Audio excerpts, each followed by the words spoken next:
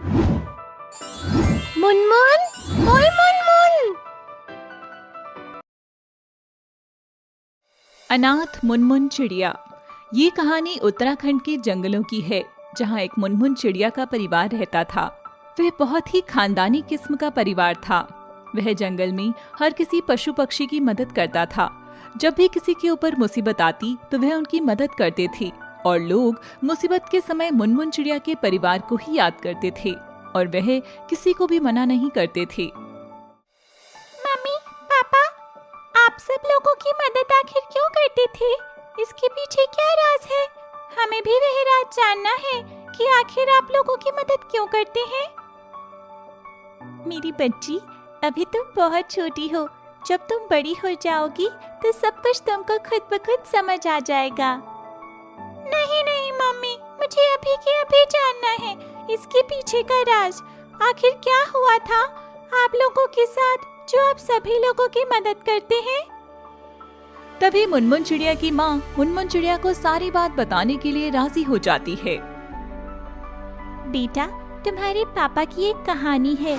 एक बार जब रास्ते से आ रहे थे तो उनका एक पैर किसी पत्थर से टकराकर टूट गया था, और उस समय वह घर तक चलकर भी नहीं आ पाए। उन्होंने लोगों से मदद भी मांगी, किसी ने उनकी मदद नहीं की। माँ, पापा के लोगों ने मदद क्यों नहीं की? पापा को बहुत दर्द हुआ होगा ना। लोग कितने गंदे होते हैं ना माँ। हाँ बेटा, तब से जब भी किसी की मदद की जरूरत होती है, उन्होंने लोगों की मदद करना शुरू कर दिया, और लोगों ने उन्हें अपना प्यार और सम्मान देना शुरू कर दिया। और जो बच्चे अनाथ होते हैं वे उन्हें भी अपने साथ रखते हैं और अपने बच्चों जैसे ही उन्हें प्यार करते हैं। मम्मी, ये कितनी अच्छी बात है ना कि पापा बच्चों को अपने साथ रखते हैं। कम से कम उन्हें अकेला तो नहीं रहना पड़ता। इतनी छोटी उम्र में बच्चे कहाँ जाएंगे? पापा बहुत अच्छा काम करते हैं माँ। हाँ बेटा, तुम भी आगे चलकर अच्छे काम करना अपने पापा की तरह, और अपने माँ बाप का नाम रोशन करना। तुम भी लोगों की इसी तरह मदद करना। एक बार जंगल में बत्तखों के पास खाने के लिए खाना खत्म हो जाता है, और वह मुनमुन चिड़िया से खाना मांगने आती है। मुनमुन चिड़िया, हमारा खाना खत्म हो गया है। कृपया आप हमें खाने को कुछ चीजें दे दी तो आपका बहुत भला होगा। घर में खाने के लिए एक दाना भी नहीं है। हाँ किली किली बत्तख, तुम्हें खाना जरूर दिया जाएगा। लोगों को खाना देने से घटता नहीं बल्कि और बढ़ता है। हमारे यहाँ से कोई भी खाली हाथ नहीं जाता है। बत्तख खाना लेकर चली जाती है और बहुत ही खुश होती है। उसी समय टिंकू चिड़िया आती है और आकर बोलती है, मुनमुन चिड़िया की मम्मी, मेरे पिता की हालत काफी खराब हो गई है और वह काफी बीमार हो गए हैं। उनकी हालत काफी नाजुक है, पता नहीं बचेंगे कि नहीं। कृपया हमारी मदद करें आप लोग। पर यह तो बताओ मेरे बच्चे, आखिर ये सब क्यों हुआ और कैसे हुआ? मेरे पिताजी दूर के जंगल से हम लोगों के लिए खाना लेने गए थे, क्योंकि हमारे आसपास के जंगलों में खाना मिलना काफी कठिन हो गया है, तो वह दूर के जंगल चले गए थे। तभी सन की बाज ने मेरे पिता के ऊपर हमला कर दिया और वह खून से लहूलुहान हो गए और किसी तरह अपनी जान बचाकर घर पहुंचे। चलो मेरे बच्चे, मैं अभी वैद्य जी के पास लेकर चलती हूँ तुम्हारे पिता को। मेरे बच्चे, घबराने की बात नहीं है, सब सही हो जाएगा और तुम्हारे पिताजी ठीक हो जाएंगे। फिर सब मिलकर टिंकू चिड़िया के पिता को मीका वैद्य जी के पास लेके जाते हैं, और फिर वैद्य जी उनका इलाज करते हैं और कहते हैं, देखो बेटा, इनको काफी गहरी चोट लगी है और काफी खून बह जाने की वजह से शरीर बिल्कुल कमजोर हो गया है। मैं कुछ औषधि दे देता हूँ और समय समय पर इसे खिलाते रहना। अभी कुछ दिनों तक आराम करने की जरूरत है, फिर सब ठीक हो जाएगा। फिर मुनमुन का परिवार टिंकू चिड़िया के पिता को लेकर घर आ जाता है और उनका खूब ख्याल रखते हैं। समय समय पर उनको औषधि देते हैं। उनकी सब लोग खूब सेवा करते हैं और वह कुछ ही दिनों में ठीक हो जाते हैं। आप लोग नहीं होते तो मेरे पिताजी इस दुनिया में नहीं होते। आप लोगों की वजह से आज मेरे पिताजी जीवित हैं और उन्हें दूसरी जिंदगी मिली है। आप सभी को बहुत बहुत धन्यवाद। इसमें धन्यवाद की क्या बात है? ये तो मेरा कर्तव्य है, लोगों की मदद करना। बस आप अपने पिता का ख्याल रखें और उनकी सेवा किया करें। टिंकू चिड़िया अपने पिता को घर ले आए और उनकी खूब सेवा सत्कार किया। अब वह पहले से तंदुरुस्त हो गए। उसी जंगल में अच्छे जानवरों की जगह कुछ बुरे जानवर थे जो मुनमुन चिड़िया के परिवार से बहुत चिढ़ते थे, जैसे सांप और मोर।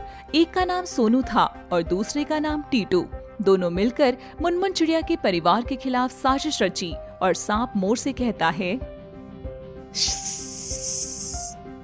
आजकल जंगल के सभी पशु पक्षी मुनमुन चिड़िया के परिवार का ही गुण गाते हैं। जिसे देखो उसी की बड़ाई करता रहता है।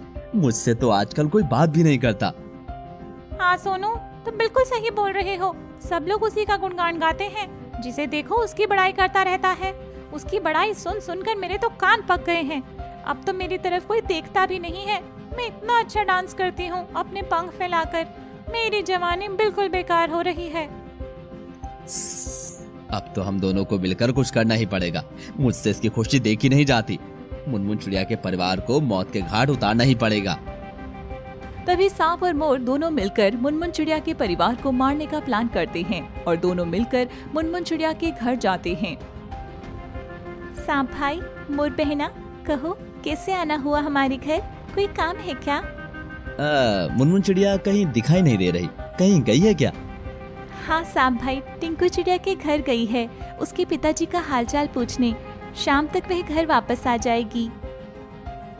यह सही समय है इन दोनों को मौत के घाट उतारने का, क्योंकि अभी घर में कोई भी नहीं है।